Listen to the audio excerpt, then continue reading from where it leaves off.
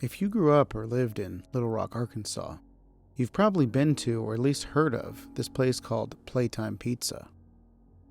It was a 2-story restaurant with a large arcade, rides, and a buffet. It opened in 2007 and was the largest entertainment center in the state at the time. I had visited the place many times as a kid, even attended birthday parties. However, when I started working there, I immediately changed my opinion on it. It was the summer of 2016, and I had just finished my junior year of high school. I wanted to get my first job so I could start saving up and move out after graduation. So I ended up getting a custodial job at Playtime Pizza. The job was very normal, just cleaning up after guests, sweeping the floors, throwing away trash, etc.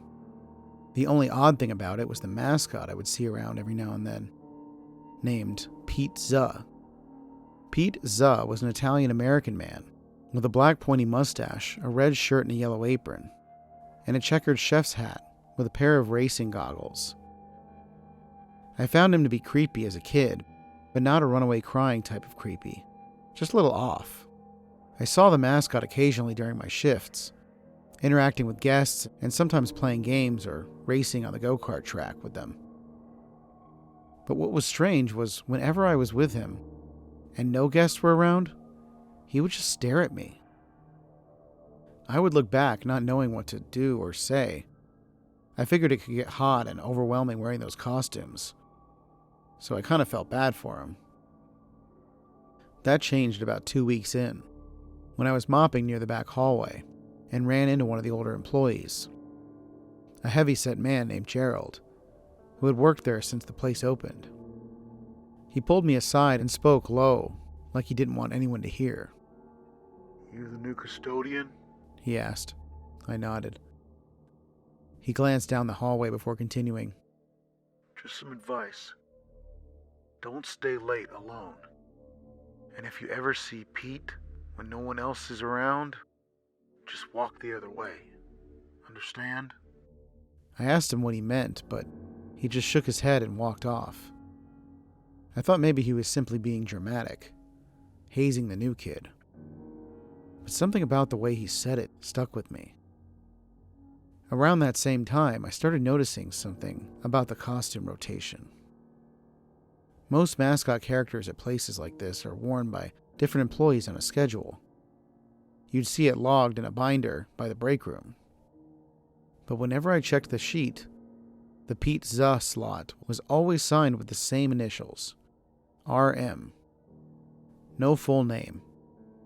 I asked a coworker about it and she just shrugged, saying RM had been doing it for years and that nobody really knew much about him. He never ate in the break room, never clocked in through the normal register, and according to her, management had a special arrangement with him. I tried asking my manager about RM once. He gave me this tight smile and said, "Pizza is just a part of the experience here. Don't worry about it." In the following weeks, I started to find reports about the mascot on Yelp and Google. Reviewers said it would follow their children to their tables and would immediately turn away. One woman even said it tried to guide her daughter toward a storage room, but she managed to pull her away. I showed my manager the reviews and brought up the strange behavior I'd personally witnessed. He told me management had spoken with the people who usually work with the mascot and that they'd handle it. I wasn't fully convinced, but I didn't want to argue. Then one afternoon, a week before school started back up, I was cleaning near the storage rooms on the first floor when I noticed one of the doors was slightly ajar.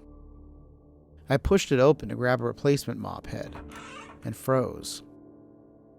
The walls were lined with Polaroid photographs, dozens of them, all of children, kids at the arcade, on the go-karts, at the birthday tables, all taken from odd, distant angles, like they'd been taken without anyone noticing. In the corner of the room was a folding chair, a small lamp, and a worn notebook. I flipped it open. The handwriting was cramped and erratic, but one line near the top of the first page made my stomach drop. They trust the costume. The costume is key. I heard footsteps in the hallway and slammed the notebook shut. When I stepped out, nobody was there. I told myself I needed to go to management or the police. But when I came back later with my manager, the room had been completely cleared out.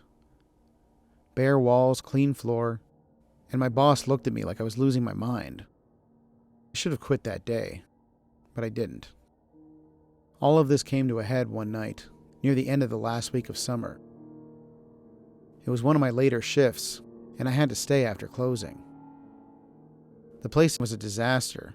Piles of trash, sticky floors, disgusting bathrooms. One by one, everyone else filtered out. My manager handed me the keys, told me to lock up when I was done, and left. The building was completely dark and empty. Just the hum of the freezers and the distant blinking of a few arcade machines on standby. I was wiping down the tables on the first floor when I heard something from the upstairs arcade. A slow, rhythmic creaking, like footsteps on the old wooden floor. I told myself it was the building settling, but then it got louder, more deliberate. Then I thought I saw a dark figure drifting past the second floor railing. I grabbed a large glass Parmesan cheese shaker off one of the tables and cautiously headed upstairs. The arcade was completely powered down. The game sat dark and silent. I swept my flashlight across the room. Nothing, but I knew what I'd seen, so I kept searching. That's when I heard the keys hit the floor behind me.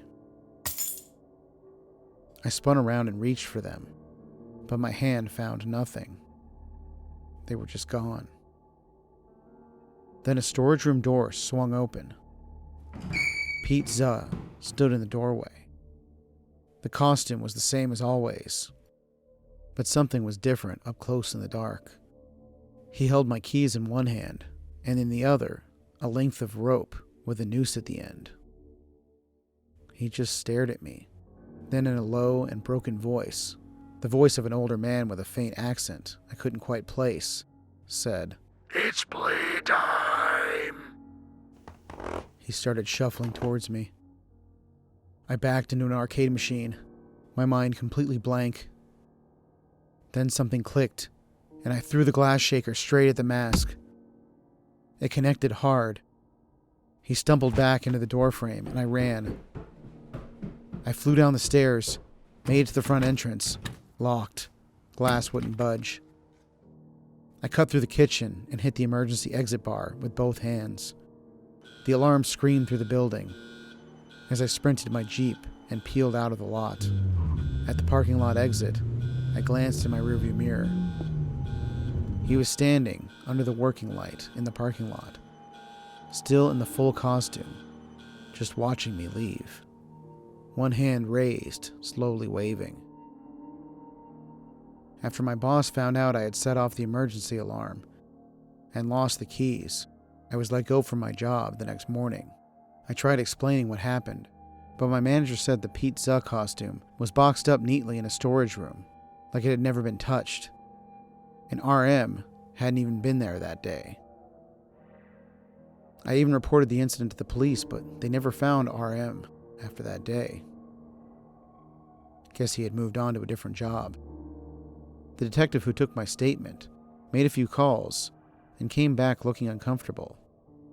Apparently the name on the special arrangement contract management had with the mascot performer belonged to a man named Raymond Mulderi, a former children's party entertainer who was a suspect in relation to several child kidnappings out of Memphis in 2014, 2 years before any of this happened, although the police had thought he was likely dead after he had gone missing in the Appalachian Mountains years prior.